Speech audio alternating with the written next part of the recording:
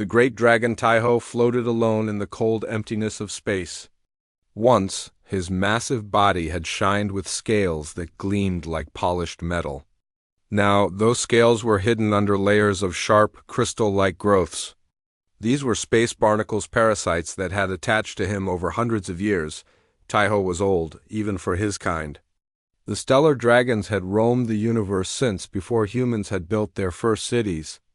They were creatures of legend, able to fly between stars without ships, feeding on the energy of young suns.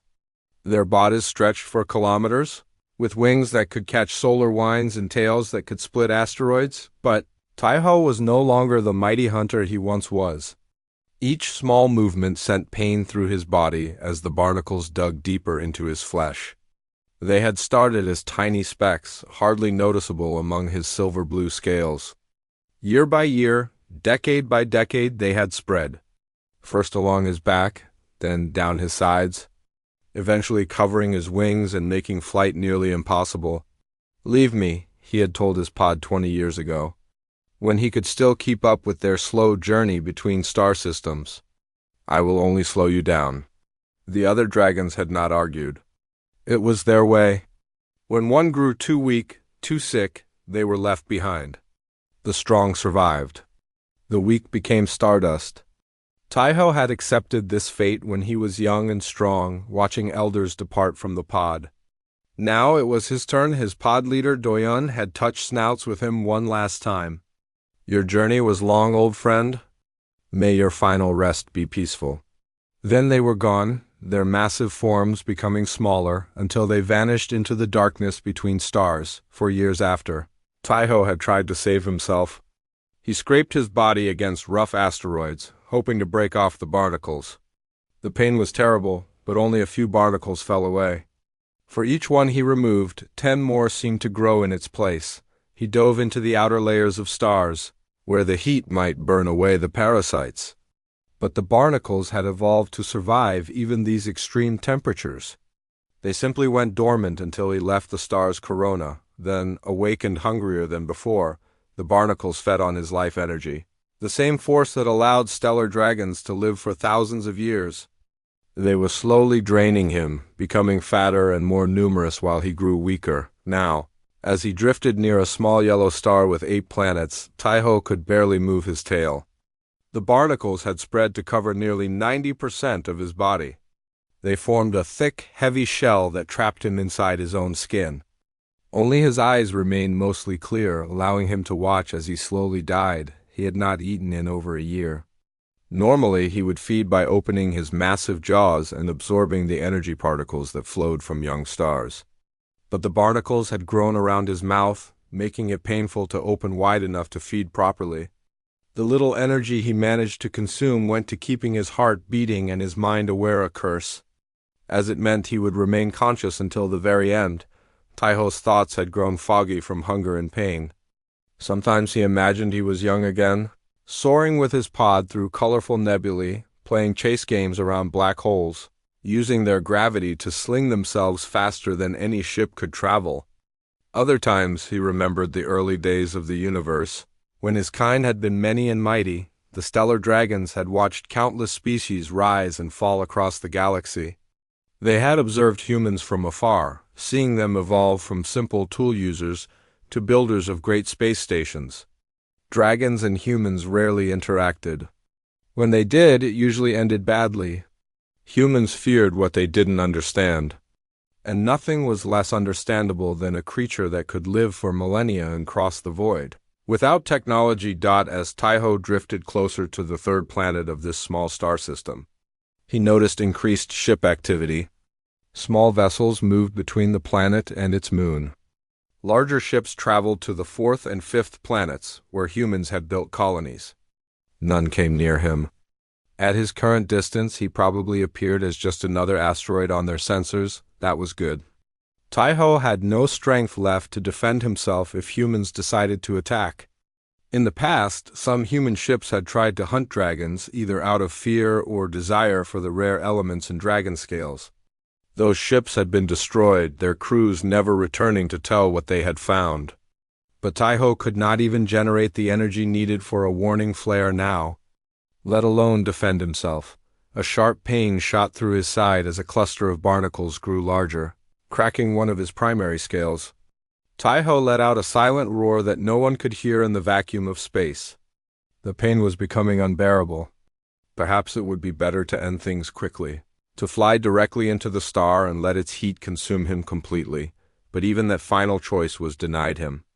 His wings, once spanning hundreds of meters and capable of catching the faintest solar winds, were now completely covered and fused to his body by the parasites. He could not change direction. He could only drift, following whatever path gravity pulled him along. As darkness crept into the edges of his vision, Taiho noticed a small light approaching. At first, he thought it was a hallucination, his dying mind creating one last beautiful thing to focus on. But the light grew larger and took shape. It was a ship, smaller than most human vessels he had seen. It moved with purpose directly toward him. Taiho felt a mixture of fear and resignation. Had they come to collect samples of the barnacles? To study his dying body? Perhaps to finish him off and claim the victory of killing one of the last stellar dragons? He had no strength to flee, no energy to fight.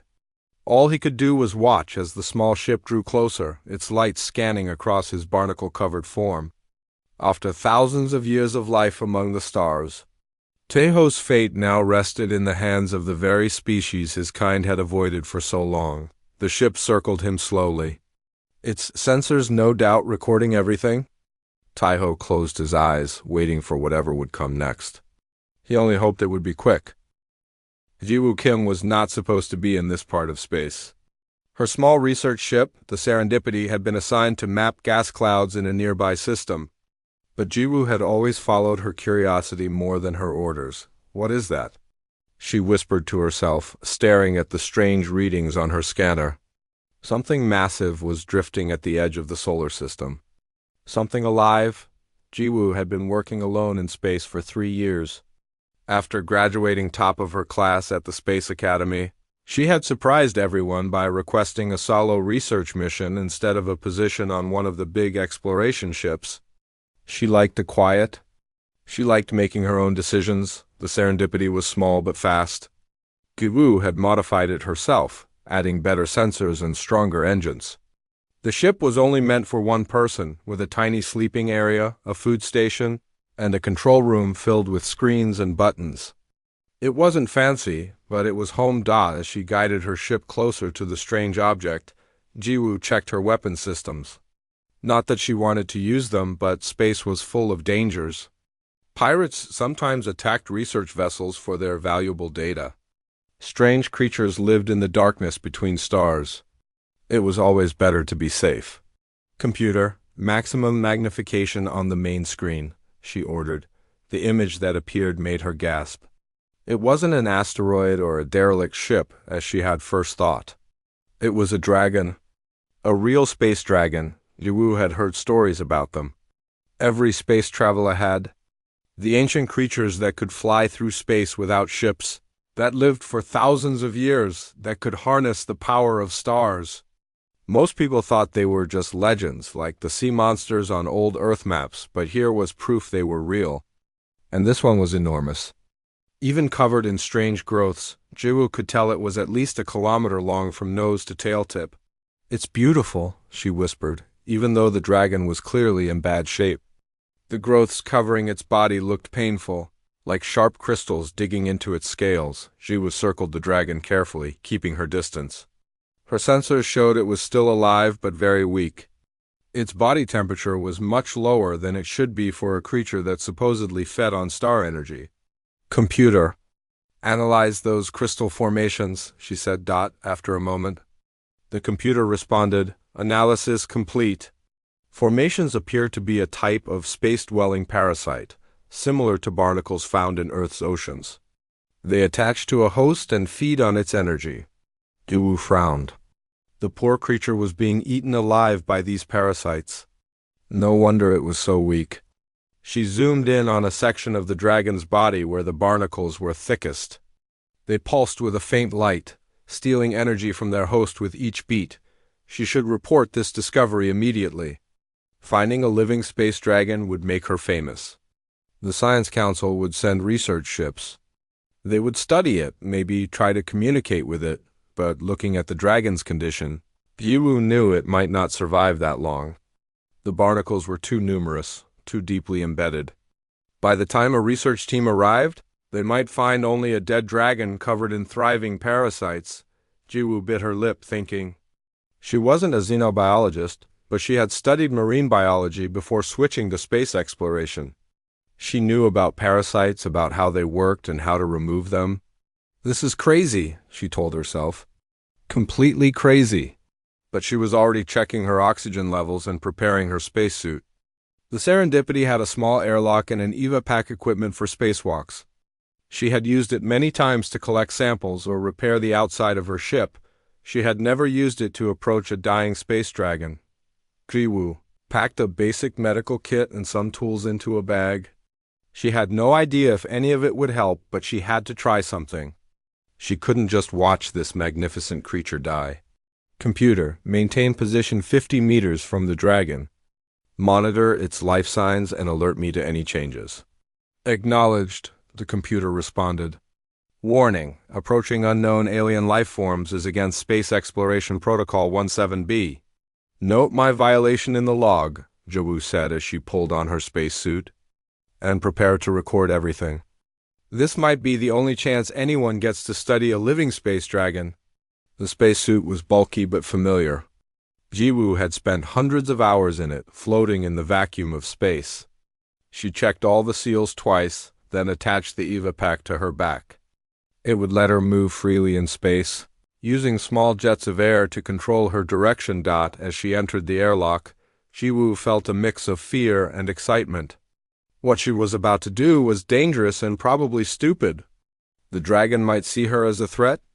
It might use the last of its strength to attack her. Or the barnacles might somehow transfer to her suit, but she couldn't turn back now.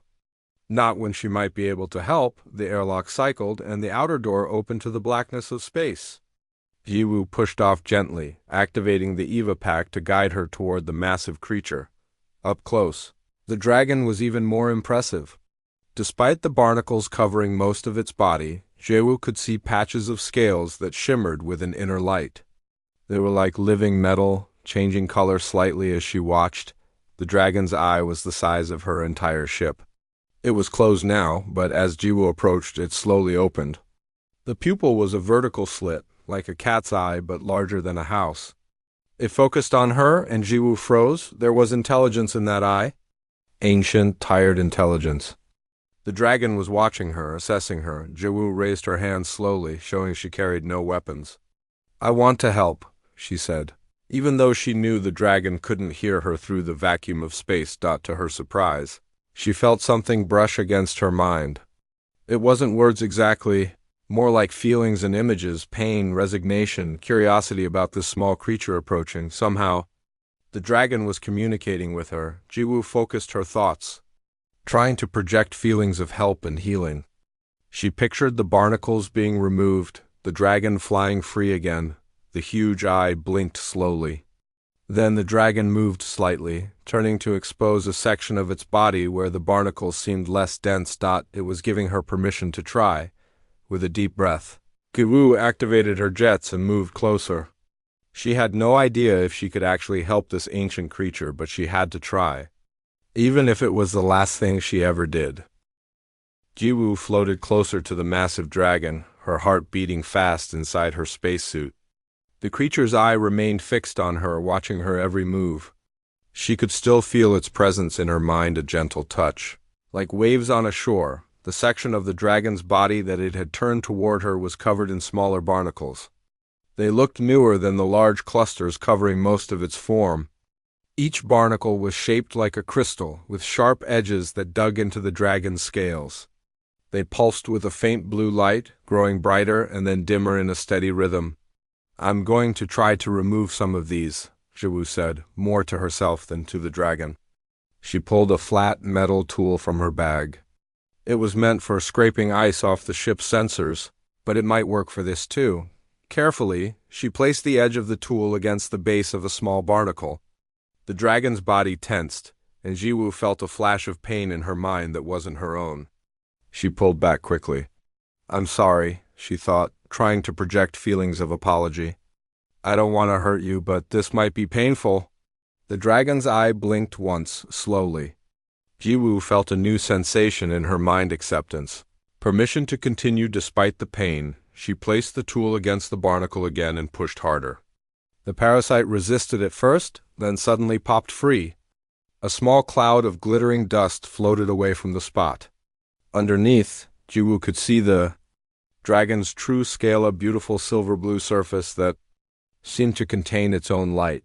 The dragon made no sound, there was no air in space to carry sound, but Jiwoo felt its relief in her mind. One barnacle down, millions to go. It seemed impossible, but she had to start somewhere. For the next hour, Jiwoo worked steadily, removing barnacle after barnacle from a small patch of the dragon's hide. Each one came away a little easier than the last as she learned the right angle and pressure to apply. Soon she had cleared an area about the size of a dinner plate, tiny compared to the dragon's enormous body. But it was progress. Her suit's warning system beeped. Her oxygen supply was getting low. She needed to return to her ship. I have to go back now, she thought toward the dragon. But I'll come back. I promise. The great eye blinked again. Jiwoo felt gratitude flowing from the creature's mind to hers. It understood. Back on the Serendipity, Jiwoo removed her spacesuit and immediately went to her computer. She needed to learn more about these parasites if she was going to help the dragon. Computer. Analyze the barnacle sample I collected, she said. Placing one of the parasites in a small scanning chamber, the computer worked for several minutes, then displayed its findings on the main screen. Sample is a silicon-based life form with crystalline structure. It absorbs energy directly from its host. Internal composition shows high levels of rare elements, including some not found in our database. Jiwoo frowned. How do they reproduce? The parasites appear to split when they reach a certain size, creating new barnacles that then attach to nearby areas of the host. That explained why they had spread so completely over the dragon's body. Once a few attached, they would multiply until they covered everything.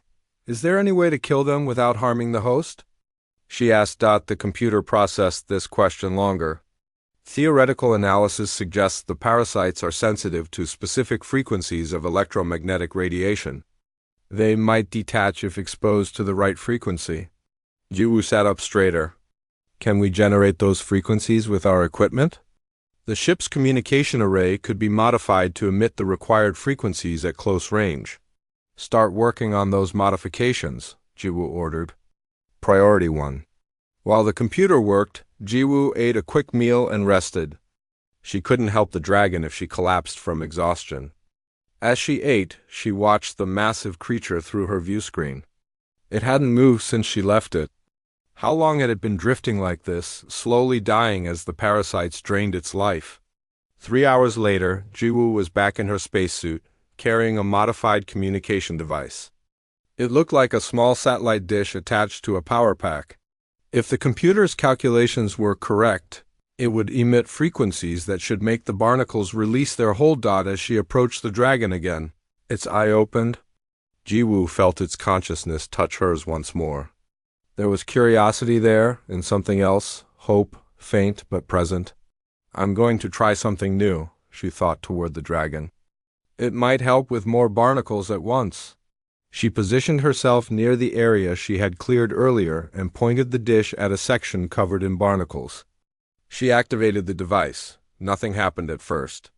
Then, slowly, the barnacles began to lose their glow. One by one, they detached from the dragon's scales, floating away into space. Within minutes, an area the size of Jiwoo's ship was clear of parasites. The dragon's mind touched hers again, this time with a wave of relief so powerful it made Jiwoo gasp.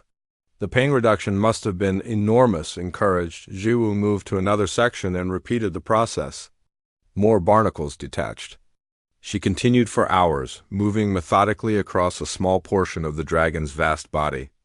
It was like trying to clear a beach of sand one grain at a time. But it was working. When her oxygen ran low again, Jiwoo returned to her ship. This time, she noticed the dragon had moved slightly. turning to expose a different section of its body for when she returned. Over the next week, Jiwoo fell into a routine.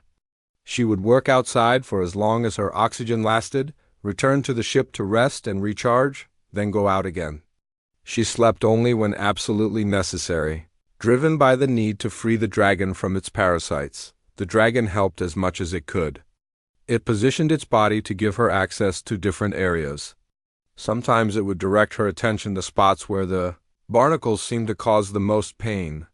They developed a way of communicating through images and feelings. Jiwoo learned that the dragon's name, or at least the closest thing she could understand as a name, was Taiho. He had lived for thousands of years. He had seen the rise and fall of civilizations across the galaxy. And he was the last of his kind in this part of space? What happened to the others? Jiwoo asked in her mind one day as she worked on a particularly dense cluster of barnacles. Images flowed into her consciousness, other dragons flying away, leaving Taiho behind. Stars exploding. Strange ships hunting dragons for their scales. And finally, loneliness, centuries of solitary travel through the void. Jiwoo felt tears in her eyes. Even with her working day and night, she had only cleared perhaps 5% of Taiho's body. At this rate, it would take months to free him completely. And she wasn't sure if he had that long, but as she looked into his ancient eye, she made a silent promise. She would not abandon him like the others had done. No matter how long it took, she would stay until the job was finished, or until there was nothing left to save. 2 weeks had passed since Jiwoo first found Taiho. The work was slow and hard, but she was making progress. Each day, more barnacles fell away from the dragon's massive body. Each day, Taiho seemed a little stronger. Jiwoo had improved her methods. She had built a larger version of the frequency emitter that could clear bigger areas at once. She had also discovered that once an area was cleared, coating it with a special gel would prevent new barnacles from attaching. The gel was meant for protecting ship hulls from space dust, but it worked well on dragon scales too. How are you feeling today? Jiwoo asked in her mind as she approached Taiho for her morning session. The dragon's eye, now more bright and alert than when she first found him, blinked once. Images and feelings flowed into Jiwoo's mind. Less pain, more energy, gratitude. Good, she replied. Let's work on your left wing today. Taiho's wings were still mostly trapped against his body by thick layers of barnacles. Freeing them was important. Dragons needed their wings to catch solar winds and energy particles from stars. As Jiwoo worked, she talked to Taiho through their mental connection. She told him about Earth, about her childhood by the sea, about her dreams of exploring the farthest reaches of space. In return, Taiho shared glimpses of his long life flying through nebulae that no human had ever seen, watching new stars being born, meeting strange beings from distant galaxies. Were there ever many dragons? Jiwoo asked as she cleared a particularly stubborn cluster of barnacles. Taiho's single quotes S answer came as a series of images, hundreds of dragons soaring together around a giant red star. Young dragons learning to fly between planets. Great gatherings where dragons from all over the galaxy would meet and share knowledge. What happened to them all? Sadness flowed from Taiho's mind. He showed her images of dragons being hunted by various species who wanted their scales or the energy they contained. He showed her dragons dying as their home stars exploded. He showed her fewer and fewer dragons at each gathering until finally, there were just a handful left in this part of the galaxy. Jiwoo worked in silence for a while, thinking about what Taiho had shared. How lonely it must be to be one of the last of your kind. My food supplies are getting low, she told him later that day. I'll need to return to the space station soon to restock. Alarm shot through their mental connection. Taiho feared she would not return, that he would be abandoned again. I promise I'll come back, Jiwoo assured him. I won't leave you like this. Taiho's eyes studied her for a long moment. Then he sent her an image, a small object floating in space, glowing with inner light. What is that? Jiwoo asked. Taiho moved slightly, revealing a spot on his neck where the scales formed a small pouch. Inside was a glowing crystal, similar in shape to the barnacles but with a warm golden light instead of the parasites. Cold blue, Jiwoo understood what Taiho wanted her to do. She carefully removed the crystal from the pouch. As soon as she touched it, she felt a stronger connection to Taiho's mind. This will help us stay connected even when I'm far away, she realized. Taiho blinked in agreement. The crystal was a part of him, a way for them to communicate across distances. The next day, Jiwoo prepared for her journey to the space station. She had been gone much longer than her mission allowed. Her supervisors would be angry, but she didn't care. What she had discovered was more important than any mapping mission. I'll be back in 3 days, she promised Taiho. Keep fighting the Barnacles. Don't give up. With the dragon crystal safely stored in her pocket, Jiwoo set course for Outpost 7, the nearest human station. The journey would take 10 hours at top speed. As the Serendipity moved away from Taiho, Jiwoo felt a tug of worry. What if something happened to him while she was gone?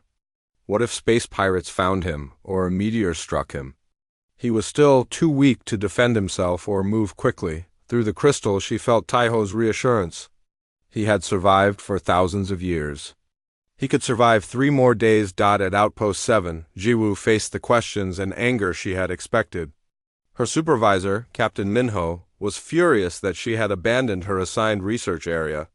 "You've been missing for weeks," he shouted. "We thought you were dead." "I found something important," Jiwoo explained. But she didn't tell him about Taiho. She didn't trust anyone else with the dragon's location. Not until he was strong enough to protect himself. "Whatever you found?" "It doesn't excuse going dark for so long," Captain Minho said. "I'm grounding you. The Serendipity will be assigned to another researcher." Jiwoo felt panic rising in her chest. "You can't do that. I need my ship." "It's done," Minho said firmly. "You're lucky I don't report you to Central Command. You'd lose your license completely." As Minho walked away, Jiwoo clutched the dragon crystal in her pocket. She felt Taiho's concern flowing through it. He had sensed her distress. "I'll find a way back," she promised silently. Somehow. For 2 days, Jiwoo tried everything she could think of to get her ship back. She begged, argued, and offered to work double shifts for a year. Nothing worked. Captain Minho had made his decision on the 3rd day. As Jiwoo sat in the station's observation deck looking out at the stars and wondering how to reach Taiho, she felt the crystal in her pocket grow warm. Through it came a clear message from the dragon. "I'm coming." Jiwoo's eyes widened. "No, you're still too weak." She thought back urgently, but it was too late. Taiho had made his decision. Through the crystal, Jiwoo could feel him gathering his strength. Pushing his body to move faster than it had in years, she rushed to the window, scanning the darkness of space. At first she saw nothing. Then a faint glow appeared in the distance. Growing larger by the second, alarms began to sound throughout the station. "Unidentified object approaching at high speed," announced the station's computer. "All personnel to emergency stations." Jiwoo watched in amazement as Taiho came into view. He was still covered in barnacles over much of his body, but the areas she had cleared gleamed in the starlight. One wing was partially extended, catching solar winds to propel him forward. He was magnificent. The station erupted into chaos. As people rushed to see the approaching dragon, security teams prepared weapons, scientists grabbed recording devices, and everyone stared in disbelief at the creature from legend that was now heading straight for their station. Through the crystal, Jiwoo felt Taiho's determination. He had come for her just as she had come for him when he needed help. Now it was her turn to be rescued. As the dragon drew closer to the station, Jiwoo made her decision. She ran toward the emergency airlocks where spacesuits were kept. She would meet Taiho halfway. Behind her, she could hear Captain Minho shouting her name, ordering her to stop. She didn't look back.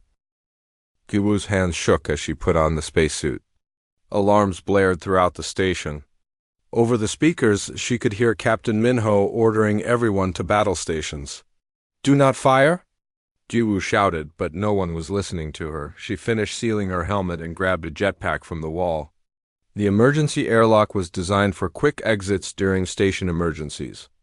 Jiwoo had never thought she would use it to meet a space dragon. Through the crystal in her pocket, she could feel Taiho getting closer. He was pushing himself too hard. Many barnacles still clung to his body, draining his energy. This journey might kill him? I'm coming, she thought to him. Please slow down. The airlock cycled open as Jiwoo launched herself into space. Behind her, the station was a buzz of activity. Small defense ships were launching. Weapon systems were powering up. They were preparing to attack Taiho. Jiwoo activated her jetpack at full power, racing toward the approaching dragon. She had to reach him first. She had to stop this before someone got hurt. Taiho saw her coming. His massive form slowed, and one great eye fixed on her small figure. Relief flowed through their connection. He had found her. Jiwoo reached Taiho and placed her hand on his scales. Even through her glove, she could feel their warmth. You shouldn't have come, she thought to him. You're not strong enough yet. Images flowed from Taiho's mind to hers, the pod that had abandoned him. The loneliness of drifting through space, waiting to die. The moment Jiwoo had first approached him, offering help when no one else would. He would not abandon her now. A bright light suddenly illuminated them both. One of the station's defense ships had locked its spotlight on them. Through her helmet radio, Jiwoo heard Captain Minho's voice. Step away from that creature, Researcher Kim. It's dangerous. He's not dangerous. Jiwoo shouted back. He's hurt and needs help. That thing is a space dragon, Minho replied. They've destroyed ships and stations before. Move away now or we'll open fire. Jiwoo felt Taiho tense beneath her hand. He was preparing to defend himself, gathering what little energy he had left. No, she thought to him. Don't fight. You'll die. Taiho's eye blinked slowly. He would not leave without her, but he also would not attack unless forced to. Jiwoo switched her radio to broadcast on all frequencies. This is Researcher Jiwoo Kim. The creature before you is a stellar dragon named Taiho. He is one of the last of his kind. He is intelligent and peaceful. I've been helping him recover from a parasite infection for the past 2 weeks.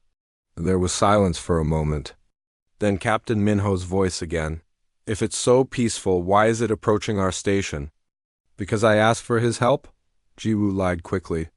I've been studying him as part of a special research project. The parasites covering his body contain rare elements that could be valuable to us. This wasn't entirely false. The computer analysis had shown the barnacles contained elements not in their database. You expect me to believe you've been communicating with this thing? Minho asked skeptically. In answer, Jiwoo removed the crystal from her pocket. Even through her spacesuit, its golden light was visible, pulsing in time with Taiho's heartbeat. This is how we communicate, she explained. It's a neural link crystal. Taiho gave it to me. The defense ships circled cautiously, keeping their weapons trained on Taiho but not firing. Jiwoo could see people at the station windows, staring in wonder at the massive dragon. I need more time to complete my research, Jiwoo continued. Taiho came here to help me gather equipment. If you let us leave peacefully, we'll share all our findings with the Science Council. There was a long pause. Jiwoo held her breath, her hand still resting on Taiho's scales. Finally, Captain Minho spoke again. The Science Council has been contacted. They're very interested in your ... research. They've ordered me to give you whatever supplies you need and let you continue your work. Jiwoo nearly cried with relief. Thank you, Captain. But, Minho added, they're sending a research team to join you. They want to study the dragon themselves. Fear shot through Jiwoo. If other researchers came, they might not care about helping Taiho. They might only want to study him, take samples, maybe even capture him for further testing. That won't be necessary, she said quickly. Taiho is still very weak. Too many people might stress him and make his condition worse. Those are my orders, Minho said firmly. The research team will arrive in 4 days. Until then, you may collect your supplies and continue your work alone. It wasn't perfect, but it gave them time. Jiwoo turned to look at Taiho's great eye. 4 days, she thought to him. We have 4 days before others come. Understanding passed between them. It wasn't enough time to remove all the remaining barnacles, but it might be enough time for Taiho to regain enough strength to leave the system if he wanted to. Over the next 3 days, Giwu worked harder than ever. The station provided her with better tools and supplies. She was able to clear large sections of Taiho's body much faster than before. The dragon's strength returned rapidly once more barnacles were removed. By the end of the 3rd day, Taiho was able to move freely again. Both his wings were clear of parasites and extended fully for the first time in centuries. They were magnificent vast sheets of living material that seemed to catch light from the nearby star and transform it into energy. Tomorrow the research team arrives, Giwu told Taiho as they floated together in space. What will you do? Taiho's answer came as a series of images, stars far beyond human exploration, places where other dragons might still exist, wonders that no human had ever seen. You're leaving, Giwu realized with a pang of sadness, Taiho's eye fixed on her. Then came a new image, Giwu sitting inside her small ship, which was attached to Taiho's back as he soared through space. You want me to come with you? She asked, hardly daring to believe it. The dragon blinked once, slowly. Yes. Giwu thought about it. She had no family waiting for her. Her career at the Space Academy was probably over after her disobedience, and the chance to see the universe as no human ever had. Yes, she decided. I'll come with you. That night, Giwu returned to the station one last time. She collected food, oxygen tanks, and other supplies she would need for a long journey. She left a message for Captain Minho, explaining her decision and sharing all her data on the barnacles. It might help if other dragons were ever found in similar condition. As dawn broke over the station, Giwu guided her small ship toward Taiho. The dragon was waiting, his body now gleaming in the starlight. More than half the barnacles were gone. The rest would fall away in time. As Giwu continued her work during their journey, she attached the serendipity to a special harness she had created on Taiho's back. It would keep her ship secure as they traveled. Are you ready? She asked through their mental link. In answer, Taiho spread his massive wings fully. Energy crackled along their edges as they caught particles from the nearby star. His body began to glow with power that had been dormant for too long. With a surge of strength, Taiho launched forward. The acceleration would have crushed Giwu if not for her ship's protection. They moved faster and faster, leaving the station and the solar system behind. As they reached the edge of known space, Taiho did something Giwu had only heard about in legends. He opened a pathway between the stars, a shortcut through space that only dragons knew how to find. Light bent around them. Stars streaked past like lines of fire. And Giwu Kim, the human who had saved a dragon, flew into the unknown with her friend, ready to see wonders no human had ever witnessed before. Behind them, the last of the barnacles fell away, dissolving into stardust.